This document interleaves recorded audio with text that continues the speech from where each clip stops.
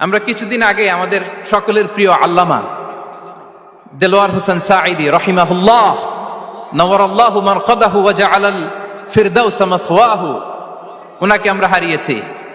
আমি যখন ওনার শোক বার্তা নিয়ে ফেসবুকে স্ট্যাটাস লিখি, কমেন্টে আমি এই আয়াতটা লিখেছিলাম।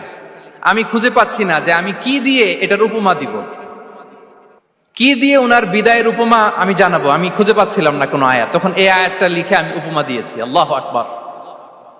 গোটা বিশ্বের মানুষ কেঁদেছে, গোটা বিশ্বের মানুষ গায়েবানা জানাজা পড়েছে, গোটা বিশ্বের মানুষ ওনাকে অশ্রুসিক্ত বিদায় দিয়েছে। From north to the south, from east to the west, the entire globe, মিন মাশারিকিল আরদি ইলা মাগারিবিহা, অশ্রুসিক্ত বিদায় তিনি পেয়েছেন। এটাই আল্লাহ তাআলার সন্তুষ্টির একটা জলজ্যান্ত নমুনা। জোরে বলেন ঠিক কিনা? এর চেয়ে জলজ্যান্ত নমুনা আমার জীবদ্দশা আমি দেখিনি। এত মানুষের কান্না, কাবার গিলাফ ধরে কান্না, এভাবে ভালোবাসা প্রকাশ করা, এভাবে তার প্রতি তার জন্য অশ্রুসিক্ত দোয়া করা, কান্না জড়িত দোয়া, এটাই প্রমাণ করে যে আল্লাহ তাআলা ওনার উপর সন্তুষ্ট হয়ে গিয়েছেন।